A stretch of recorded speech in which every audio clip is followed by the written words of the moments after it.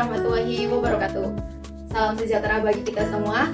Om Swastiastu, Namo Buddhaya, salam kebajikan. Materi kali ini yang akan saya jelaskan yaitu mengenai bagaimana mendapatkan semua keperluan kita. Nah, teman-teman coba analisis sama-sama ya nanti apa sih yang teman-teman butuhkan untuk kegiatan sehari-hari, untuk sekolah, bermain, dan sebagainya. Ada 3 topik yang nanti akan saya jelaskan. Pertama ada aku dan kebutuhan. Nah, kebutuhan kita itu apa saja sih? Setiap orang kan memiliki kebutuhan yang berbeda-beda ya. Nah, kebutuhan manusia itu pada dasarnya dibagi menjadi 3. Itu ada kebutuhan primer, sekunder, dan tersier. Kebutuhan primer yaitu kebutuhan yang harus kita penuhi dan harus tercukupi untuk kegiatan sehari-hari kita. Contohnya ada apa? Ada pangan, sandang, dan papan. Pangan itu makanan atau minuman yang kita konsumsi sehari-hari untuk memenuhi kebutuhan kita. Kedua ada sandang. Sandang adalah pakaian yang kita kenakan, yang kita gunakan untuk kegiatan sehari-hari kita. Saat bermain, saat sekolah, saat pergi bekerja, dan sebagainya, itu pakaian yang berbeda-beda. Nah, yang ketiga ada papan. Papan yang dimaksud bukan papan seperti ini ya teman-teman, tetapi papan yang dimaksud adalah papan tempat tinggal kita. Nah, seperti rumah, apartemen, begitu ya, atau di villa, di kosan, kontrakan, itu tempat tinggal untuk kita bernaung. Nah, yang kedua ada kebutuhan sekunder. Kebutuhan sekunder ialah kebutuhan setelah kebutuhan primer terpenuhi. Contohnya ada handphone, laptop, motor, dan sebagainya. Nah, kebutuhan selanjutnya yang ketiga yaitu kebutuhan tersier. Kebutuhan tersier ini termasuk ke dalam golongan kebutuhan setelah kebutuhan primer dan sekunder terpenuhi. Contohnya barang-barang mewah seperti sepatu bermerek, tas bermerek, menginap di villa mewah, pergi berlibur, dan sebagainya. Itu kebutuhan untuk menunjukkan status sosial atau adu gengsi dengan masyarakat yang lain. Itu tidak patut dicontoh ya teman-teman. Poin yang ketiga yaitu bagaimana aku memenuhi kebutuhanku. Nah, setelah tahu kebutuhan-kebutuhan teman-teman ada primer, sekunder, dan tersier, dan tak lupa juga ya ada kebutuhan yang diprioritaskan. Nah, ada kebutuhan yang penting, diagramnya seperti ini ya teman-teman. Tidak penting, tidak penting, ini mendesak, dan tidak mendesak. Nah, nanti teman-teman coba analisis kebutuhannya ya. Nanti yang penting dan mendesak itu apa? Penting tidak mendesak itu apa? Tidak penting tetapi mendesak itu apa? Dan tidak penting lalu tidak mendesak. Nah, yang tidak penting dan tidak mendesak ini kebutuhan yang tidak wajib dipenuhi karena bisa dirasakan dari jauh-jauh hari.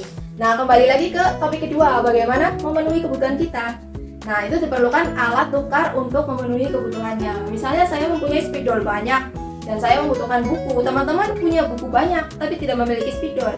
Nah, kita bisa bertukar kedua barang tersebut ya. Tetapi pada zaman sekarang sudah tidak diberlakukan lagi kegiatan tersebut. Kegiatannya namanya apa sih? Nah, barter itu ya. Kegiatannya namanya barter atau menukar suatu barang atau jasa. Kenapa tidak digunakan lagi sekarang? Karena nilainya tidak tetap, nilainya tidak sama. Nah, maka sekarang terciptalah adanya uang. Uang itu sebagai alat tukar resmi di seluruh dunia. Contohnya di Indonesia menggunakan alat tukar apa? Uang. Uangnya namanya rupiah. Begitu ya. Jadi kita harus memiliki uang terlebih dahulu untuk mendapatkan kebutuhan kita. Dengan cara apa? Membelinya. Gitu. Nah, yang ketiga, kegiatan jual beli sebagai salah satu pemenuhan kebutuhan. Nah, kegiatan jual beli ini ada apa saja sih? Nah, ada produksi. Kegiatannya namanya produksi, konsumsi, dan distribusi. Nah, kegiatan apa aja sih maksudnya? Nah, kegiatan produksi ini adalah kegiatan yang menghasilkan barang atau jasa. Gitu. Contohnya ini spidol ini. Nah, spidol ini tuh bentuknya adalah barang. Diproduksi oleh misalkan PT A begitu ya, itu PT A-nya itu sebagai produsen karena pelaku yang melakukan kegiatan produksi. Terus kalau ini spidol saya gunakan, berarti saya sebagai apa? Nah, saya sebagai konsumen. Kegiatannya namanya apa? Kegiatannya namanya konsumsi karena saya memakai spidol ini. Jadi kegiatan konsumsi itu apa? Memakai atau menggunakan, menghabiskan barang atau jasa yang dihasilkan oleh kegiatan produksi. Nah, terus selanjutnya ada distribusi. Nah, barang ini, spidol ini contohnya tidak langsung dari PT A langsung ke tangan saya, bukan. Nah, tentu harus adanya penyaluran. Nah, distribusi ini yaitu tentang penyaluran barang atau jasa. Pelakunya dinamakan dengan distributor, begitu ya teman-teman. Nah, coba sekarang teman-teman analisis nih, teman-teman itu sebagai produksi, melakukan kegiatan produksi kah, konsumsi kah, atau distribusi kah? Nah, kalau produksi itu teman-teman disebutnya sebagai produsen karena pelakunya. Nah, kalau konsumsi dinamakan dengan konsumen.